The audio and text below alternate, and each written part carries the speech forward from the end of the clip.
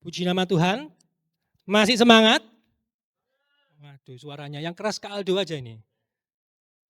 Mungkin di minus ke Aldo gitu ya harusnya. Masih semangat? Sih luar biasa nih. Kalau nggak ada Kak Aldo minusnya, kalau tambah Kak Aldo double pasti ini, luar biasa ini ya. Mungkin coba dilihat kiri kanannya dulu. Coba dilihat wajah-wajahnya. Kalau mungkin ada wajah-wajahnya yang mungkin rada-rada ngantuk, nggak bersemangat gitu ya. Kasih semangat yuk. Cheers up mereka gitu ya. Kasih tos sama mereka. Kasih kata-kata yang baik. Tuhan memberkati engkau.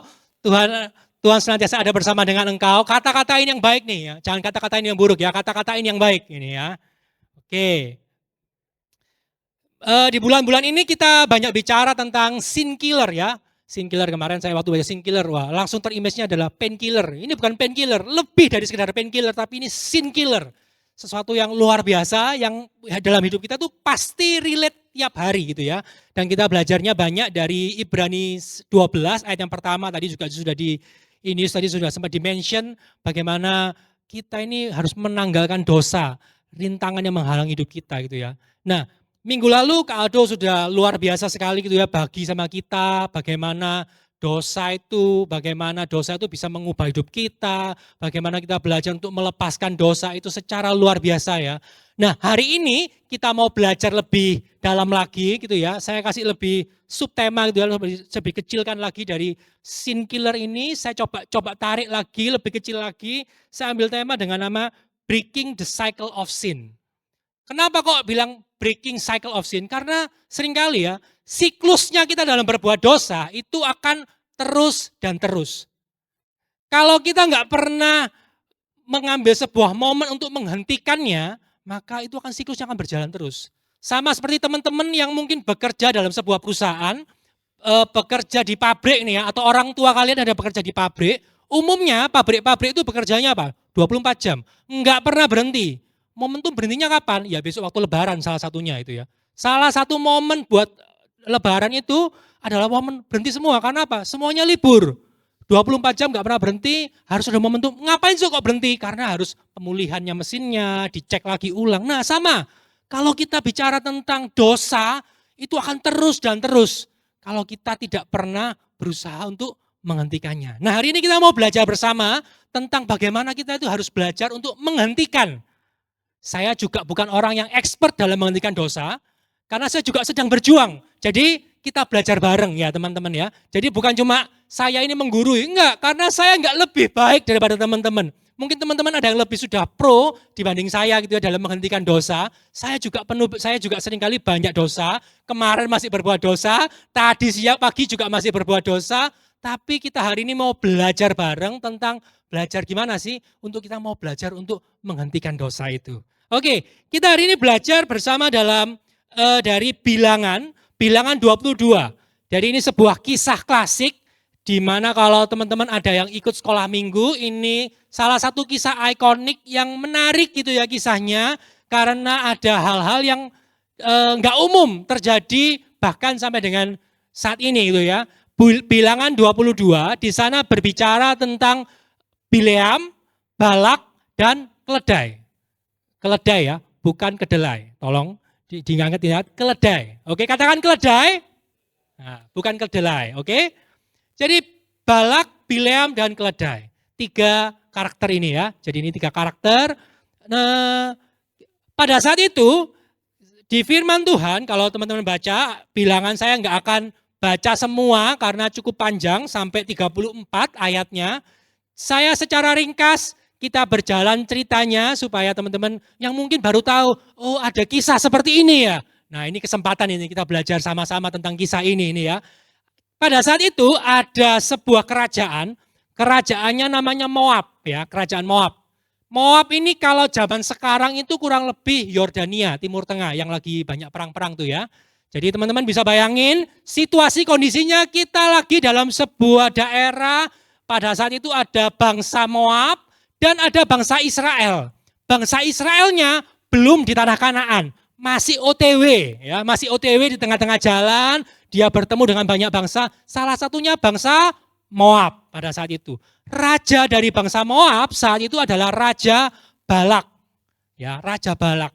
Dan Raja Balak ini tahu, dia mendengar bagaimana kisah-kisah, bagaimana hebatnya bangsa Israel ini, dia keluar dari tanah Mesir dan melawan beberapa musuh juga.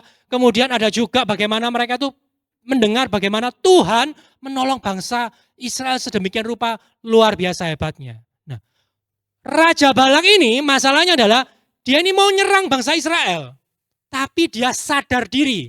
Kenapa? Karena dia tahu bahwa bangsa Israel itu susah, sukar untuk dikalahkan. Jadi apa yang dilakukan? Dia cari seseorang yang bernama Bileam. Sama-sama katakan Bileam, ya. Bileam ini pada masa itu dia itu seorang pendoa yang luar biasa. Apapun yang didoakan sama Bileam pasti terjadi. Jadi kalau kalian di zaman ini kalau ada Bileam ya, mungkin sudah rame itu ya. Dia buka praktek doa gitu ya. Rame karena apa? Semua orang kepingin didoain sama dia. Apapun yang didoakan pasti terjadi. Pada saat itu Raja Balak ini pergi menghampiri Bileam. Dia mengutus orang-orangnya datang ke Bileam. Dia berkata, Pak Bileam, tolong ada bangsa namanya bangsa Israel ya. Bangsa ini keluar dari Mesir dan banyak. Tapi bangsa ini bahaya. Tolong dong kamu kutuki dia. Kutuki bangsa ini. Wah, kenapa? Iya, karena mereka ini tidak baik gitu ya. Bileam ini kebetulan belum pernah tahu tentang bangsa Israel. Setelah itu dikatakan apa? Oke, gini aja. Kamu tinggal dulu sebentar, saya tak berdoa dulu. Saya tak tanya dulu sama Tuhan, kira-kira boleh atau enggak boleh. Bertanyalah Bileam ini, Tuhan, ini loh ada orang, seorang raja, dia ini minta didoakan. Supaya apa? Bangsa Israel itu dikutuki aja. Bangsanya ini katanya enggak baik Tuhan. Tapi Tuhan berkata apa? Jangan. Kamu jangan mengkutuki bangsa Israel. Karena bangsa ini adalah bangsa yang diberkati. Itu kata Tuhan. Karena Bileam ini taat, ya amin gitu ya. Dia datang. Utusan, kamu pulang aja. Tuhan tidak menghendaki. Karena saya ini taat, kamu pulang aja. Pulanglah. Nah Balak ini belum terima nih. Waduh kok ditolak. Pergi lagi. Bilang, bawa utusan lebih banyak, bawa persembahan lebih banyak lagi, kasih kepada Bileam. Mungkin hatinya berubah. Bawalah rombongan, bawa uang yang lebih banyak, bawa orang-orang yang lebih ternama. Mungkin yang tadi yang diutus cuma prajurit, sekarang jenderal-jenderalnya. Sambil bawa persembahan yang banyak. Dibawalah kepada Bileam. Sama minta dikutuki. Tapi bilangnya Bileam ngomong ini, waduh percuma. Kamu itu percuma ngomong sama aku. Tuhan tuh sudah enggak bisa. Tuhan tuh ngomong enggak bisa. Orang-orangnya bilang kayak gini, coba dulu lah, nego dulu. Ini loh, ada uangnya banyak. Kami ini panglima-panglimanya Balak loh. Cobalah tanya dulu. Semula Bileam ini bilangnya apa? Enggak mungkin, percuma Tuhan itu sudah enggak mau. Kemarin Tuhan sudah bilang, ditolak. Jangan, aku ini harus taat. Tapi dalam pikirannya Bileam, oke, kita coba lagi tanya. Siapa tahu Tuhan berubah pikiran. Nah di sini mulai muncul masalahnya teman-teman. Kalau kita baca ayatnya pada saat itu akhirnya apa? Tuhan ngomong apa? Kalau bahasa sekarang nih ya wis karepmu. Bahasanya sederhana, singkat. Karena mereka sudah datang, ya wis pergi yo. Tapi teman-teman, seberapa banyak kita pahami bahwa di saat di awal pada waktu Bileam bertanya, Tuhan sudah berkata no. Tuhan sudah berkata tidak. Dan firman Tuhan yang dikatakan Tuhan itu adalah standarnya. Itu adalah acuannya. Firman Tuhan itu adalah standar mengenai apa yang benar, apa yang harus dikerjakan. Itulah standar yang ditetapkan oleh firman Tuhan. Tapi seringkali kita itu kayak Bileam. Kita tuh belajarnya kayak Bileam. Kenapa kita merasa bahwa, oh tapi Tuhan sikonnya berbeda loh kali ini Tuhan. Mungkin Tuhan bisa nego dikit lah Tuhan. Mungkin Tuhan kali ini bukan dosa lah Tuhan. Ini kepepet Tuhan. Atau ini temanku ini kasih sesuatu reward yang luar biasa loh. Ini sebuah item yang luar biasa Tuhan. Main gamenya mungkin boleh yang ngelanggar aturan dikit lah ya. Ini itemnya jarang-jarang ini Tuhan ya. Seringkali kita merasa bahwa saat kita berbuat sesuatu yang dengan perbandingannya kondisi tertentu, bolehlah Tuhan. Ini kepepet Tuhan, enggak pakai helm ya enggak apa-apa lah Tuhan. Ini kepepet Tuhan, ngelawan arus dikit enggak apa-apa lah Tuhan. Padahal kita tahu kalau firman Tuhan ngomong tidak, ya itulah namanya tidak. Kalau di pelajaran sekolah, segitiga siku-siku. Segitiga siku-siku, itu berapa derajat? 90. Bukan 91 ya. Boleh enggak saya katakan 89 derajat itu sudah siku-siku? Ada yang berkata boleh? Enggak boleh. Karena kita tahu kalau segitiga siku-siku itu 90 derajat. Kamu kurangin 1 derajat, kamu lebihi 1 derajat, itu tidak akan jadi siku-siku. Sama, firman Tuhan itu sama. Saat kita tahu sebuah firman, dan kita tahu kebenarannya, tapi kalau kita andalkan intuisi kita andalkan kata-katanya orang, atau bahkan di sosial media, ngomongnya boleh. Di sosial media itu loh katanya boleh. Feeling saya, Tuhan berkenan kok. Nah itu yang masalah. Padahal apa? Kita itu harusnya apa? Belajar sama firman. Kita harus ngerti tentang firman Tuhan. Kalau kita nggak tahu tentang firman Tuhan yang adalah standarnya, maka dengan tidak kita sadari, kita tuh sudah melewati batas loh. Walaupun batasnya apa? Cuma 1 derajat, tapi tetap saja itu sudah melanggar standar. Nah itu yang mulai dikatakan apa? Dosa. Dosa itu dikatakan apa? Melewati batas tadi loh. Standarnya tadi loh. Kalau kita tahu bahwa ini melewati batas, berdosa. Even hanya 1 derajat. Enggak kerasa loh 1 derajat itu. Walaupun pada saat itu kita merasa bahwa Tuhan itu kepepet. Suatu hari saya ingat sekali pada waktu itu saya sedang sedang bepergian mau ke mana? Mau antar anak saya sekolah gitu ya. Pada saat itu lagi banyak banjir. Sidoarjo lagi banjir. Ya, mengalami ya Sidoarjo banjir, Diponegoro banjir, depan ini banjir, banyak banjir gitu ya. Saya itu mau ngantar anak itu saya lihat, waduh jamnya macet, lihat Google Map sudah macet. Lewat mana ya? Karena saya terus terang tidak terbiasa ngelawan arus teman-teman. Tidak terbiasa gitu ya, nggak tahu teman-teman yang sudah terbiasa gitu ya. Saya nggak terbiasa melawan arus gitu ya. Rumah saya itu Sekarjangan, daerah BCF itu ya, setelah BCF lurus lagi gitu ya. Saya tuh sudah berpikir, waduh mepet ini apa ini ya. Mau lewat mana lingkar timur ya, sama aja Bluru macet, mau lewat mana gitu ya. Ya sudahlah, Tuhan, kepepet loh Tuhan ini Tuhan. Ya apa ini Tuhan, gak ada cara lain Tuhan. Melawan arus ya Tuhan ya. Waktu saya ngelawan arus, hati ini rasanya deg-degan saudara gitu ya. Hati itu rasanya, aduh ya apa ini ya. Itu feelingnya waktu kita tahu kita berbuat dosa, tapi kita langgar. Feelingnya itu kayak deg-degan. Yang bahaya, waktu kamu berbuat dosa, kamu gak deg-degan. Itu lebih berbahaya teman-teman. Kenapa? Sudah kebal, wis menter kasane. Pada waktu itu saya akhirnya ya dengan selamat akhirnya sampai sekolah sih nganterin anaknya. Tapi waktu itu saya langsung mikir, ya ampun susah ya untuk taat ini ya. Untuk belajar taat, padahal sudah tahu katanya Tuhan tuh ya ada aturan itu untuk ditaati. Ada aturan itu untuk diikuti. Seringkali kita cuma mikir bahwa dosanya Tuhan itu jangan berzina, jangan membunuh, jangan berbohong. Seringkali kita lupa loh, banyak add-on kecil itu yang seringkali itu kita lupakan. Nggibahi orang itu, waduh. Ngomongin orang.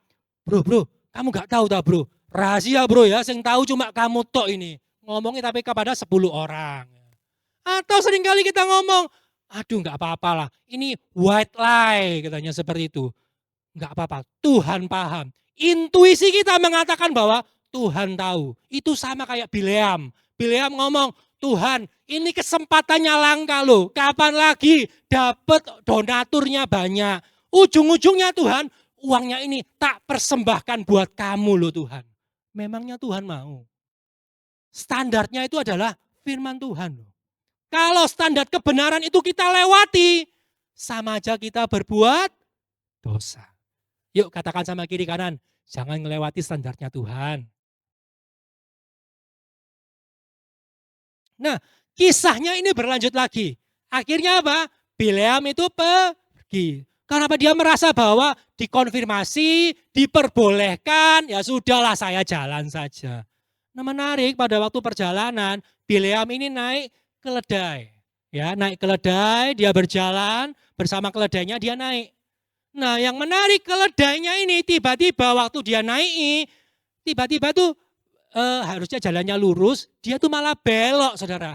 Belok melewati ladang. Jadi kayak kalau sekarang kita naik motor, tiba-tiba motornya tuh belok-belok sendiri ke arah sawah gitu ya. Bayangin nih,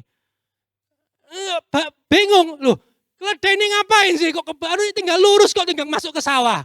Akhirnya keledainya dipukul, kembali lagi ke jalan.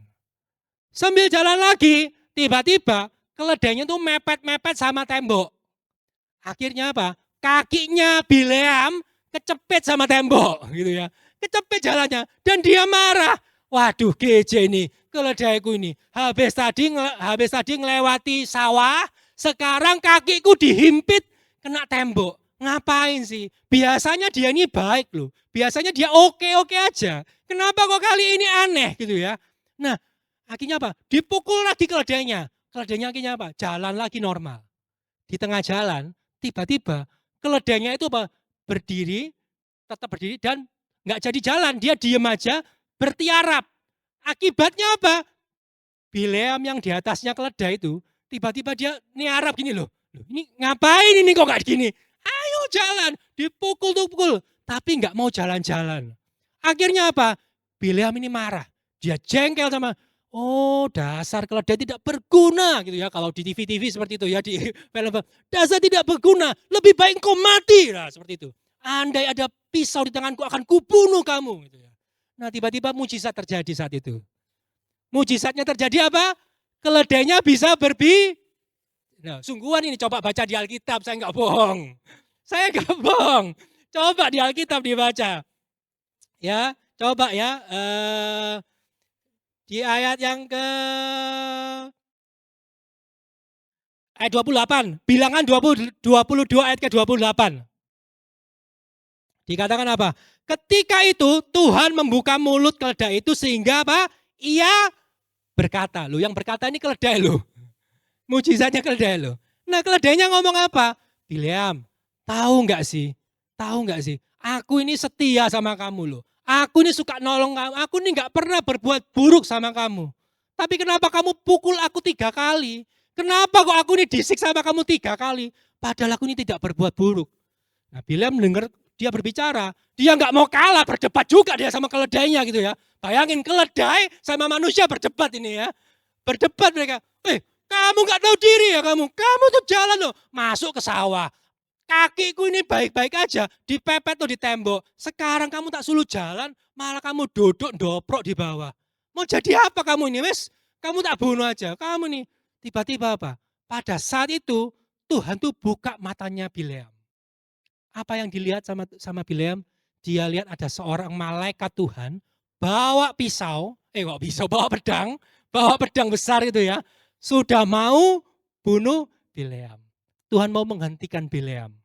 Tuhan mau menghentikan Bileam dari apa? Perbuatan dosa. Karena Tuhan tahu kamu mengkutuki bangsa Israel, kamu pasti berdosa. Nah, keledai ini ngomong apa? Dari tadi, aku tadi minggir ke sawah. Kenapa? Di depanku itu ada malaikat bawa pedang loh. Ternyata dari tadi itu apa? Keledainya tuh bisa lihat malaikat. Dia bawa pedang. Kemudian aku minggir-minggir, karena pedangnya itu mau menghembus ke kamu, makanya kamu tak selamatkan. Aku tadi itu menunduk bertiarap, supaya kamu tuh gak dipenggal kepalamu. Karena apa? Pedangnya itu sudah dipas di lehermu. Aku itu sudah berdiam diri. Teman-teman, tahu nggak? Kalau kita belajar dari Bileam, seringkali Tuhan itu pada saat kita berbuat dosa, pada saat kita sedang mengalami hal yang tidak baik, Tuhan itu sering berbicara sama kita loh. Bileam even seorang keledai dangki itu ya, ngomong dipakai sama Tuhan untuk apa? Ngomong, menegur Bileam, mengingatkan Bileam. Siapa yang kepengen diingetin sama dangki? Ada? Ada yang ingin diingatkan sama keledai? Nah, firman Tuhan tuh ngomong apa sih? Kalau Tuhan tuh sayang sama kita. Saking sayangnya Tuhan sama kita, Tuhan itu kepingin saat kita ini hendak berbuat dosa. Atau kita sedang terkungkum dalam dosa. Tuhan tuh pengen apa? Tuhan tuh kepingin bawa kita tuh naik loh. Terlepas, ayo lepaskan dirimu. Seringkali kita yang sudah terlanjur sering dalam berbuat dosa, kita mulai kebal dan mulai gak inget sama suaranya Tuhan. Kalau mungkin teman-teman ada yang suka bercocok tanam mungkin di rumah, atau ada yang suka nanam-nanam, atau suka pekerjaan pertukangan kayak atau apa, atau ngerjain sesuatu lah yang menggunakan tangan atau apa, seringkali tuh ada pernah ngalamin kapalan. Ya tangannya mungkin ngalamin kapalan, atau dulu teman-teman yang suka olahraga, main futsal atau main bola, dulu kalau main bola panas-panas tuh kakinya sering kapalan. Kalau sudah kapalan, biasanya sensornya kita di tangan atau di kaki, di kulitnya itu jadi enggak kerasa lebih apa ya, tebel, enggak lebih merasa kurang sensitif, tidak sensitif. Akibatnya apa? Kalau kita pegang sesuatu kita kerasa kok enggak enak ya megangnya, karena kurang kerasa sensitifnya. Nah, seringkali ini yang terjadi sama kita saat kita mulai mengabaikan suaranya Tuhan, itu jadi kebal. Hatinya kita itu jadinya kebal. Telinga rohaninya kita mulai lupa sama suaranya Tuhan. Seringkali kita hanya ingat bahwa firman Tuhan itu kalau bersuara cuma melalui mimbar. Tuhan itu bersuara waktu ada doa, ada seseorang yang tiba-tiba berdiri dan ngomong sesuatu. Itu caranya Tuhan. Padahal tidak teman-teman. Padahal tidak. Ada kalanya Tuhan itu berbicara melalui orang tua kalian. Ada kalanya Tuhan berbicara melalui pemimpin kalian di sini. Bahkan melalui orang-orang di sekitar kalian yang kalian mungkin gak kenal. Bisa bayangin kondisinya Bileam saat itu. Sebuah keledai ya, seekor keledai, bukan sebuah ya, seekor keledai yang menggurui dia, yang menyelamatkan dia dari dosa. Sesuatu yang out of the box, out of mind gitu ya. Wih, kok bisa ya keledai ngasih tahu menolong saya. Itu caranya Tuhan. Tapi yang jadi masalah adalah saat kita mengeraskan hati kita, saat kita mulai terbiasa mengabaikan suaranya Tuhan, kita lupa. Jadinya kita mulai kebal. Seperti saya tadi cerita. Kita terbiasa untuk melakukan sesuatu yang kita anggap it's fine, gak apa-apa, lakukan itu. Awal-awal grogi-grogi, awal-awal waktu ngerjain PR, saya ingat sekali gitu ya. Dulu waktu kuliah, ada mata kuliah itu kalkulusnya kalkulus 3, susah gitu ya. Susahnya pakai banget gitu ya. Itu baru pertama kali saya tahu pelajaran ada integral itu level 3 level integralnya, luar biasa itu ya. Sudah nyerah gitu ya, sudah ngeliat tuh nyerah gitu ya. Awal-awal itu, waduh Tuhan gak bisa ini aku Tuhan, ampun deh ini. Kalau ada PR gitu ya, datangnya pagi-pagi awal-awal nyontek sama temennya gitu ya. Awal-awal nyontek, takut ketahuan. Awal-awal. Lama-lama sudah biasa, gak sungkan gitu ya. Nyonteknya duduk sebelahnya temennya, 5 menit sebelum pelajaran mulai, duduk sebelahnya, bro pinjem, nyatet gitu ya. Bro kerjain PR-nya. Karena apa? Awal-awalnya mengabaikan suaranya Tuhan. Pernah sekali lagi, saya tadi cerita ya pengalaman saya ngelawan arus tadi ya. Ada lagi, waktu saya bekerja, kerjaan saya itu di daerah Juanda gitu ya. Dari sini ke Juanda, macet panjang gitu ya. Dimulai dari Gedangan, dari Puri Suryajaya ke arah Gedangan tuh macet panjang gitu ya. Saya kan tahu ada frontage tuh ya. Wah gak kehilangan arah nih ya. Tuhan tahu, Tuhan mengasihi aku Tuhan. Engkau tahu Tuhan, ini kepepet Tuhan. Ini terlambat sudah ini. Enggak bisa, enggak ada cara lain Tuhan lah.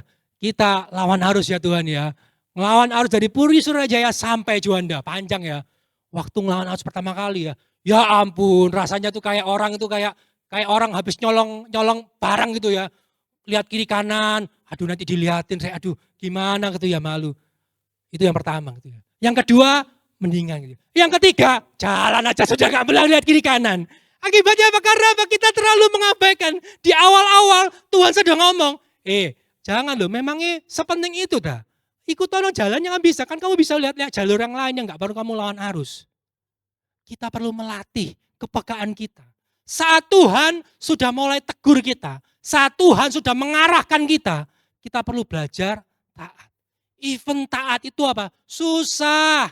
Even taat itu apa? Kadang-kadang kita harus bayar harga, bayar denda, bayar sesuatu. Tapi saat kita taat, kita tuh juga dikasih way out-nya sama Tuhan. Kita bisa dikasih jalan keluarnya sama Tuhan loh.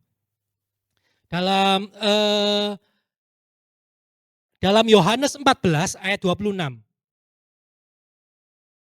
Dikatakan bahwa tetapi penghibur yaitu Roh Kudus yang akan diutus oleh Bapa dalam namaku, dialah yang akan mengajarkan segala sesuatu kepadamu dan akan mengingatkan kamu akan semua yang telah kukatakan kepadamu.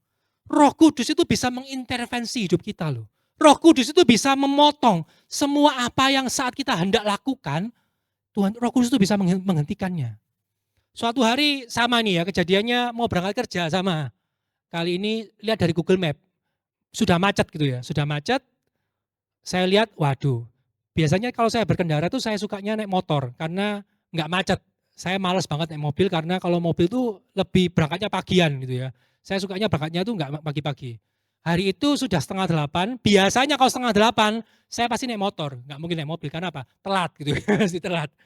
Tapi karena lihat macetnya, saya pikir, wah oke lah, nggak apa-apa lah, cari jalan lain lah, pasti nanti bisa gitu ya. Nah, nggak tahu memanfaatkan jalan yang ngelawan arus atau dipikir lagi gitu ya. Tapi sudah, nggak usah lah. Tapi dalam hati Tuhan ngomong, sudah naik mobil aja. Naik mobil lewat tol. Nah, sudah naik mobil tuh males, kedua lewat tol itu double males lagi. Karena apa? Perjalanannya itu lebih jauh, kilometernya lebih jauh, lebih lama. Lihat 7:30, saya pasti telat. Ya sudah, tapi dalam hati saya bahwa, ya sudahlah, saya mau belajar taat. Walaupun melangkahnya itu apa? Ragu-ragu saudara. Waktu melangkah, naik ragu-ragu. Saya waktu ngeluarin mobil sudah mikir, bener nggak ya? Mobil nggak ya? Naik motor jadi ya harusnya. Tapi ya sudah, saya berangkat, naik mobil, pergi masuk tol juga merambat, nggak yang cepet-cepet aja, nggak cepet-cepet amat. Tapi puji Tuhannya di tol lancar, lewati, sampai di kantor itu 8:30 kurang, aman gitu ya, 8:30 kurang, aman. Kemudian ada teman saya yang datang, dia tanya, loh hari ini kamu nggak kena macet? Oh enggak, saya hari ini bawa mobil gitu ya. Wah macetnya parah. Ternyata semua teman-teman saya yang berangkat dari Sidoarjo ke kantor, semuanya pada terlambat, walaupun mereka naik motor. Pada saat itu saya bilang, wah sepele ya, saya mau taat sama Tuhan, Tuhan kasih way out-nya sama kita loh. Seringkali kita tuh nganggap bahwa, aduh gak penting Tuhan, pakai cara saya aja Tuhan. Tuhan aku gak mau Tuhan, kan Tuhan sudah izinkan, sudahlah bolehlah Tuhan. Seringkali kita merasa bahwa Tuhan, dosa ini bukan sesuatu yang important kok Tuhan. Ini kan kecil Tuhan, di matanya Tuhan. Enggak perlu Tuhan yang ribet-ribet, sudahlah Tuhan kasih dispensasi kali ini. Padahal Tuhan sudah ngomong, jangan. Perbuatan kecil dosanya kita yang kecil, itu akan membawa kita kepada dosa yang lain, dosa yang lain, dosa yang lain. Saya ingat sekali pengalamannya teman-teman saya waktu kuliah dulu. Biasa, kalau kuliah banyaknya sukanya masuknya kelas tuh mepet-mepet. Nah pada saat itu pelajarannya pelajaran etika, dan pada saat itu dosennya bilang, siapa yang datang terlambat gitu ya. Dia alasannya macam-macam. Iya Pak, tadi banyak bocor. Ditanyai lagi, banyak bocor di mana? Banyak bocor di sini Pak. Oh di sana terus kamu ngapain? Dikejar terus pertanyaannya. Sampai dengan titik dia ngomong gini, iya Pak saya bohong Pak.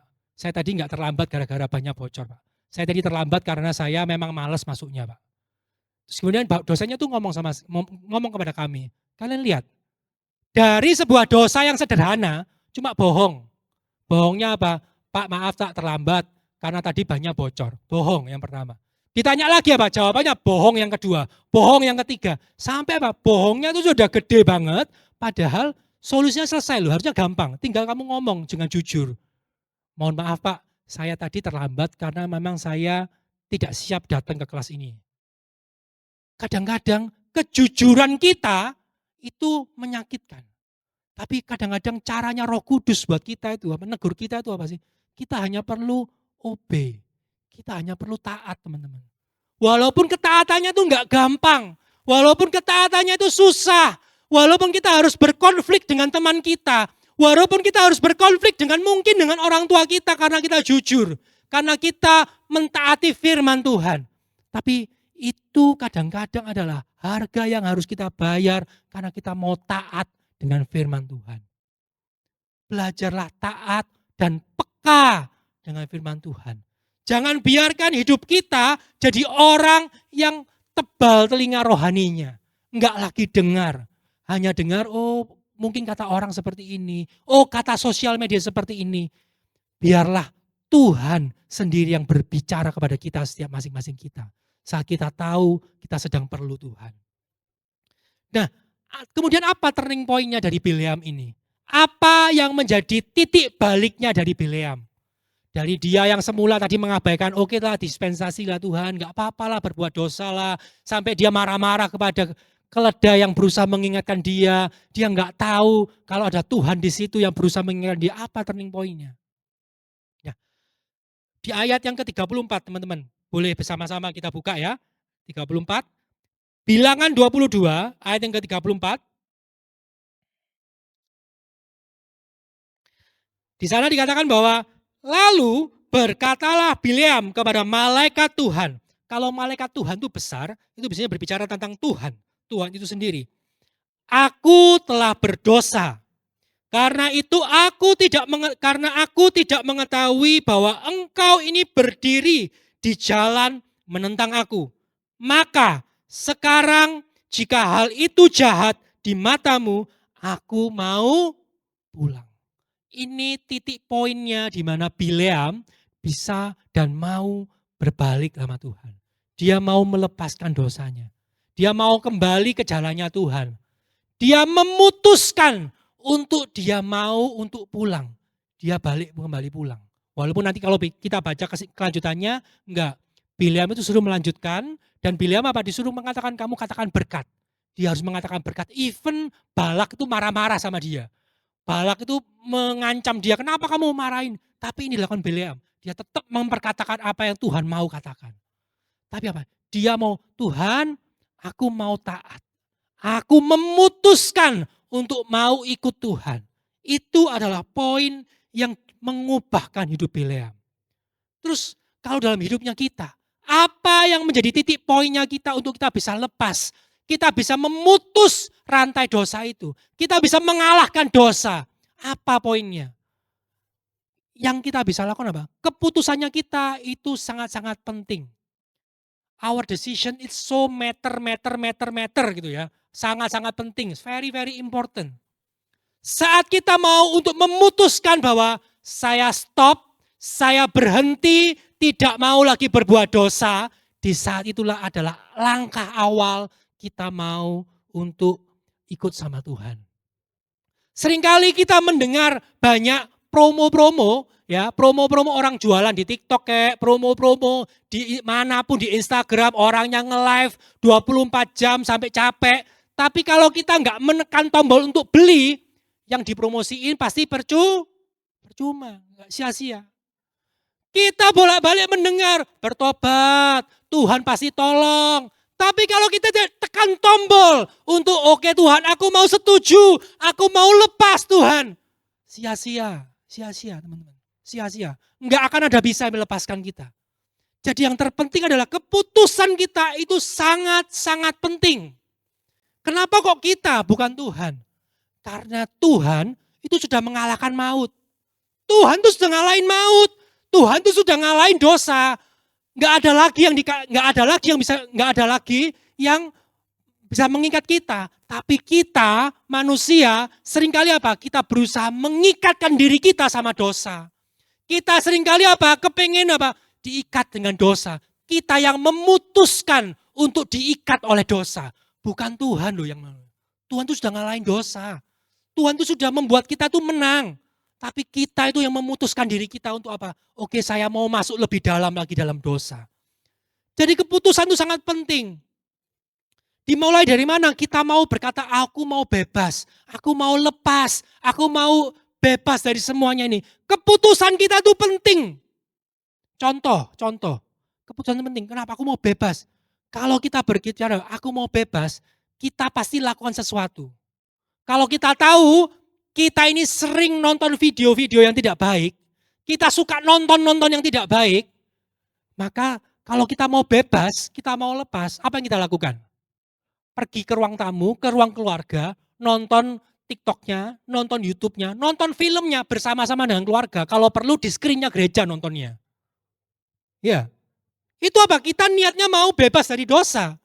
Tapi kalau kita tahu bahwa saya mau lepas dari dosa, tapi sukanya menyendiri di ruang, menyendiri di kamar sendirian, gak ada yang tahu. Ya bagaimana ada yang bisa menolong? Itu namanya apa? Kita cuma ngomong tapi gak mau praktek. Kemudian kalau kita tahu bahwa, oh aku ini mau berpacaran yang kudus, aku ingin gak suka pacaran yang aneh-aneh, gak mau neko-neko. Kalau kamu tahu bahwa kamu mau seperti itu, perginya ke tempat yang rame-rame.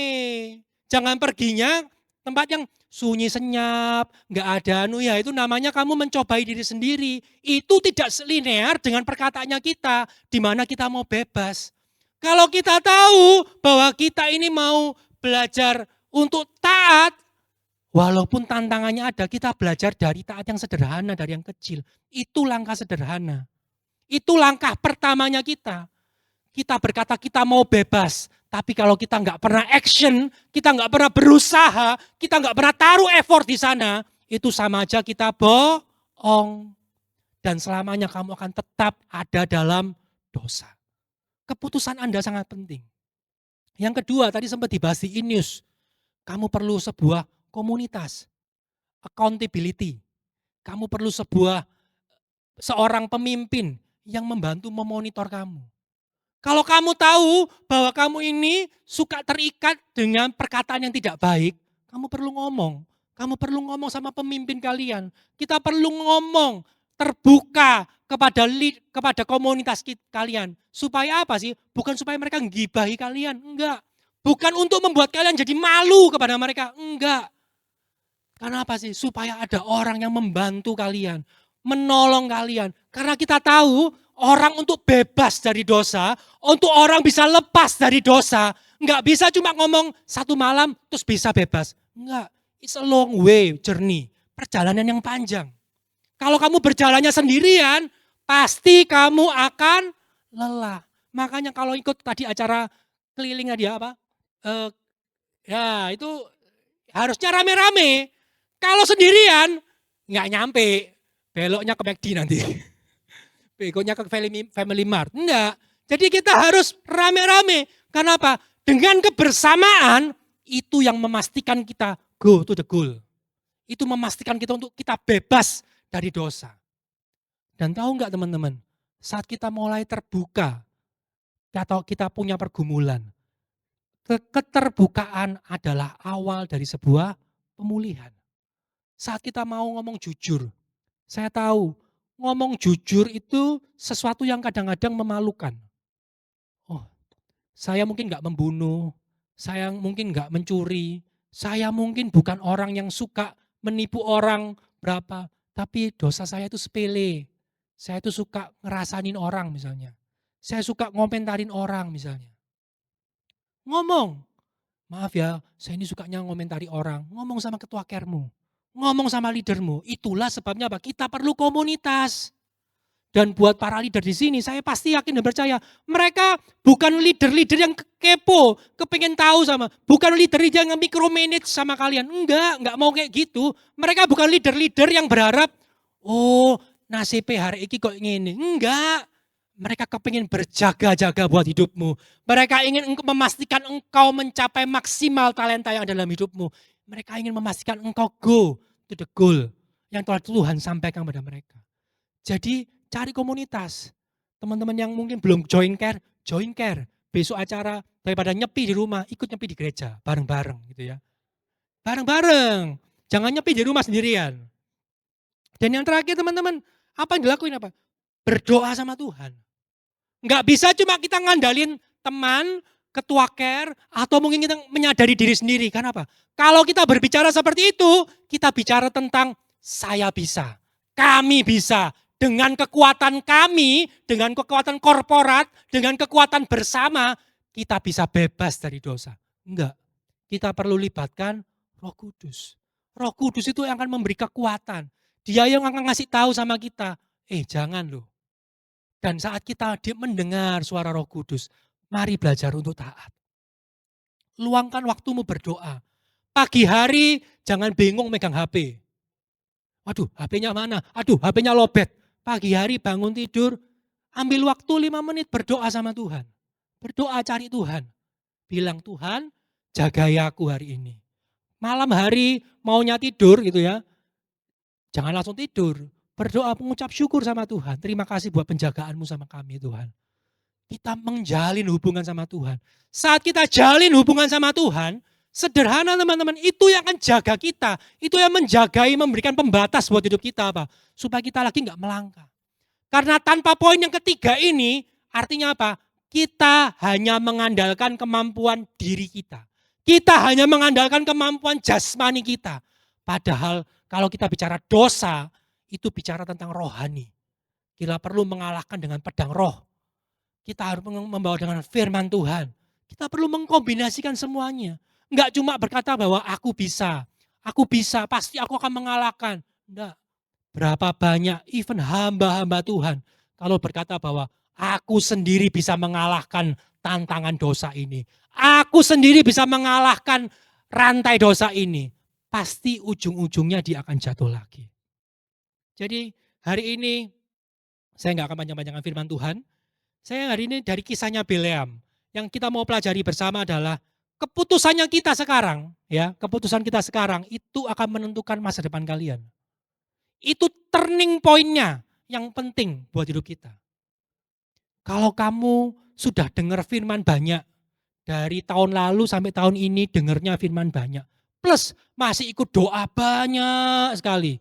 Tiap hari ketemu para pemimpin-pemimpin care, dicekoi, nasihat, firman Tuhan banyak gitu ya. Tapi kalau kita tidak pernah memutuskan untuk stop, itu nggak bisa.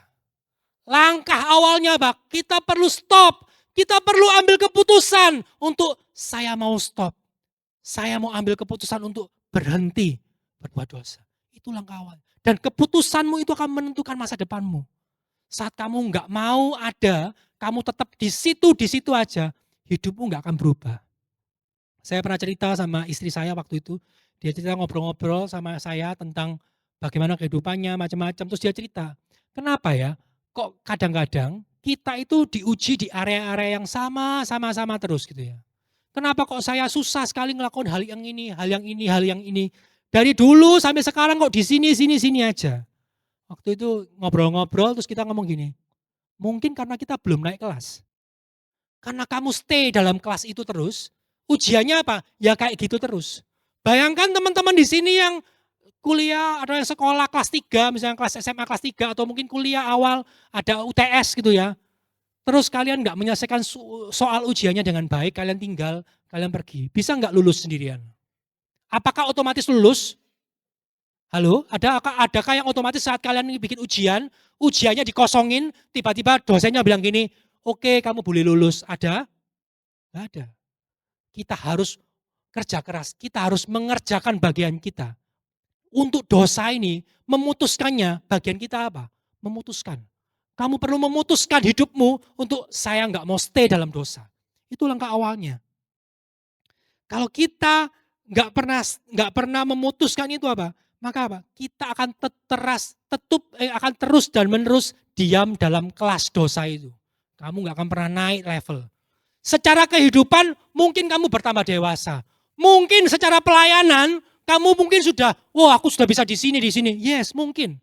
Tapi secara hidup rohani engkau akan stay di kelas yang sama. Engkau nggak akan pernah lulus naik kelas yang baru. Karena Tuhan nggak bisa bawa kamu hidupnya lebih jauh lagi. Jadi hari ini teman-teman, saya undang para pemain musik dan worship leader semuanya. Saya nggak akan panjangkan firman Tuhan. Tapi yang saya mau garis bawahi adalah ambillah sebuah keputusan. Setiap pesan firman yang sudah disampaikan dari minggu lalu kayak minggu ini, bahkan nanti besok-besok minggu-minggu depan, itu akan mengubahkan hidupmu jika kita memutuskan sebuah perubahan. Jika kita masing-masing pribadi memutuskan untuk stop, oke, aku mau stop untuk berbuat tidak baik. Aku mau stop untuk ngomongin orang. Aku mau stop untuk sakit hati. Aku mau stop untuk iri hati. Susah teman-teman. Saya tahu susahnya. Tapi itu jalan yang harus diambil. Dan kalau kamu nggak pernah mau stop di sana, selamanya kamu akan stay di tempat itu. Kamu akan terus dan terus berkubang dalam dosamu. Even Tuhan sudah memerdekakan kita. Tuhan sudah bawa berkat-berkat yang luar biasa. Tapi engkau akan tetap tinggal dalam kelas dosa tersebut. Keputusannya kembali kepada teman-teman. Bukan kami, bukan saya yang memutuskan. Tapi ini tentang keputusan pribadi. Bukan teman kiri kananmu. Bukan pasanganmu yang memutuskan. Bukan calon pacarmu. Bukan calon keluargamu atau keluargamu yang memutuskan. Enggak, ini bicara tentang Anda. Saat Anda tidak mau memutuskan, selamanya engkau akan diam di sana. Dan engkau tidak akan mengalami terobosan-terobosan yang baru dalam hidupmu. Saya undang teman-teman semuanya untuk bangkit berdiri.